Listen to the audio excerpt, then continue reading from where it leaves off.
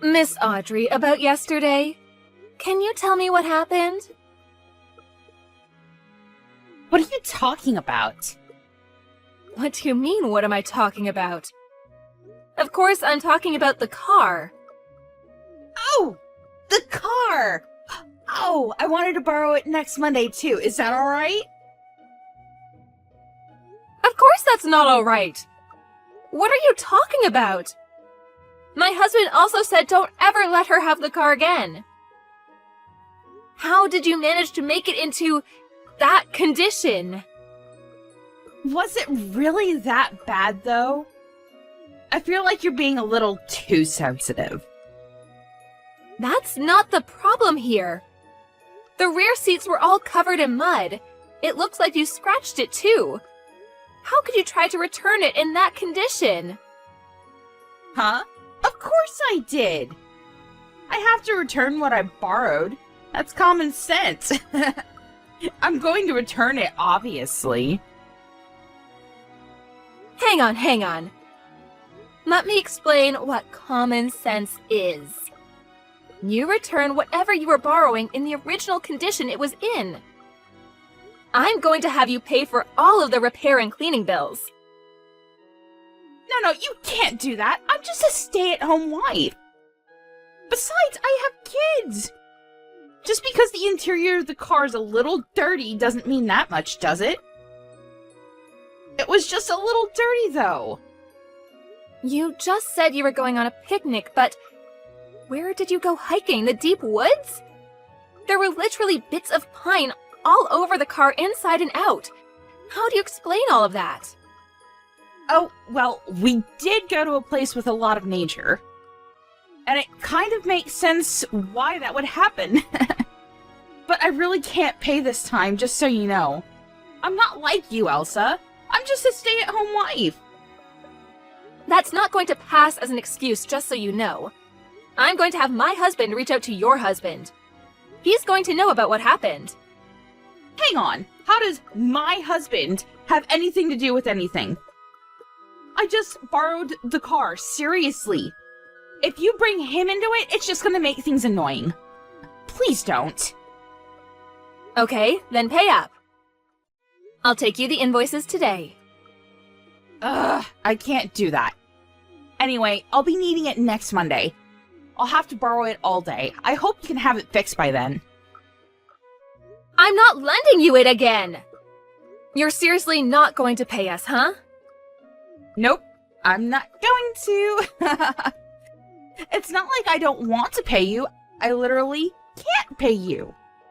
Can't be helped, right? Ugh, and you're starting to get on my nerves. Old lady. Old lady? I'm literally only a year older than you. You definitely look at least 10 years older than I do. And don't you dare look down on me. I don't really care about stuff like that anymore. So let me get this straight. You completely trashed our car to the point where it needed repairs, but you have no intention of paying, is that correct? Look at you being all bossy. Yeah, that's a pretty good summary. When you lent it to me, it was basically your fault anyway. You're lending it to me. You should have predicted that kind of situation would come up. You never know what's going to happen. No one ever knows what's going to happen. I told you beforehand, didn't I? I said I didn't want to loan you my car. But if you needed to use it because you had to get a car, then you had to make sure you'd return it in its original condition. What? I don't remember you ever saying such a thing. Did I really say that? Stop messing around with me.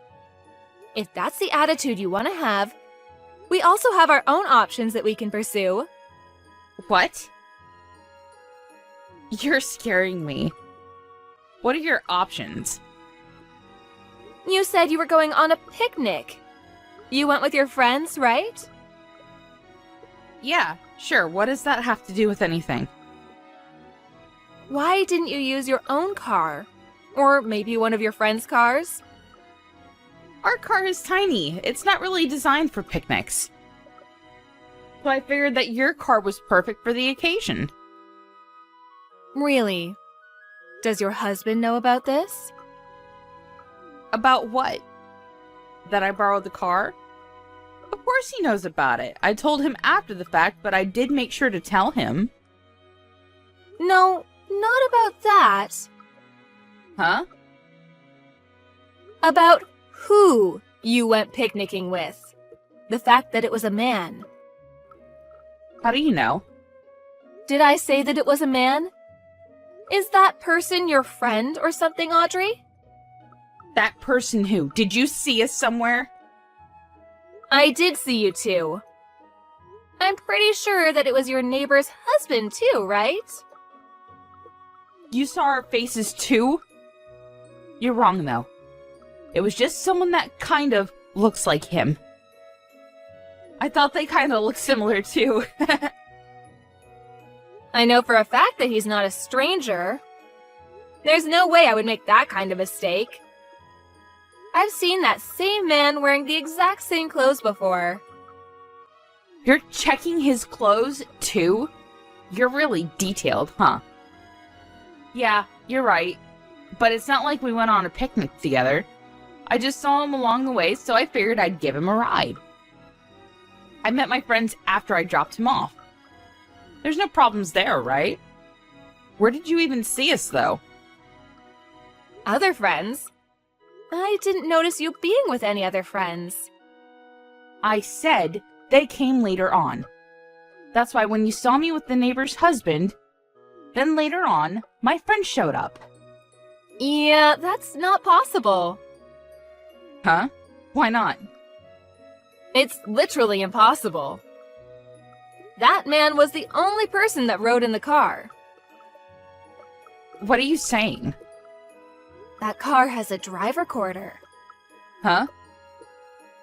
That thing isn't a fake? No, of course it's not a fake. I don't normally look over the footage, but the car was in such bad condition when it was returned, I had to look over the content. It caught all your audio, too. You're lying. What are you talking about? I know why you did that. How you were able to make that car that dirty. I know exactly what happened. If you did that while you drove, it would scrape the car against the guardrail, too. Miss Elsa, I'm so sorry. Please delete the footage for me. There really is no picnicking at all. You really went to the mountainside.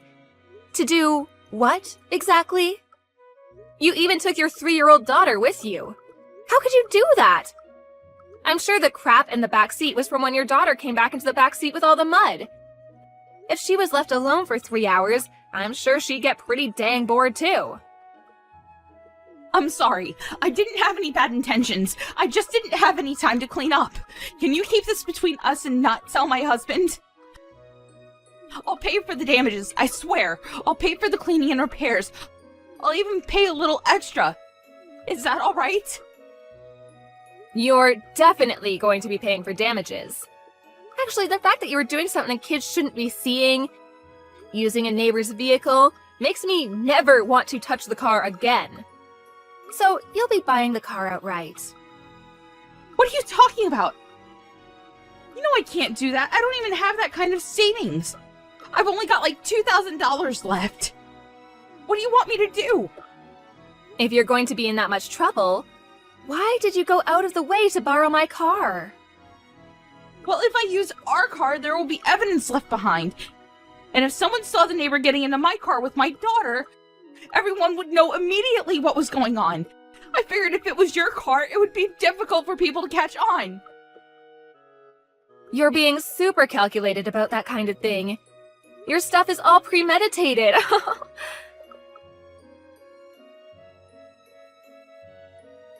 Where the hell were you planning on going with my car? I'm sorry. You don't have to lend me your car anymore. I'll pay for the repair damages, I swear. It's too late for that. What do you mean it's too late? If you had apologized when I asked about it a second ago, I probably wouldn't have gone this far, but I already invited her over to my house. She's heading over now. Huh? His wife? Why? You should know the answer to that question. Your partner that you're having an affair with is one of my friend's husband. I didn't know you two got along that well at all. My oldest son was in the same class. They've always gotten along. She kept asking me about what was really going on with her husband because he was acting weird recently. I'm glad that I was able to help her out. Now she'll know why that is. Hang on a second. We're technically sister-in-laws, right? We're relatives. You're going to take your friend over your relative? I don't think you treat me as a relative.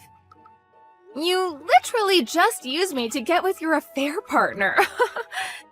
I don't want you to be complaining now. That's not true. I totally respect and admire you. You're seriously too late now. I don't care what you have to say about any of that. Whatever, you're going to buy the car completely. And whether you're getting a divorce or not, I'm sure there's going to be some people asking for damages. Damages? Divorce? Just because of this one time? You know, based off of your conversation you were having in the car, I really don't think it was just this once. I forgot that the audio was also recorded. Just give up, seriously. I already had my husband reach out to him too.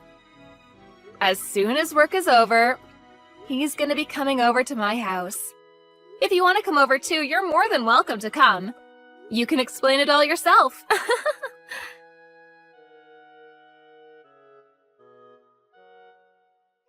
Everyone ended up coming over to Elsa's house, and all started talking about what happened and what to do. The cheater's wife seemed to have known that something was going on, but Audrey's husband seemed to have not known about any of this at all. So he was pretty shocked about the whole thing. They're all talking about divorce right now, but it seems like the damages is going to be a very expensive price.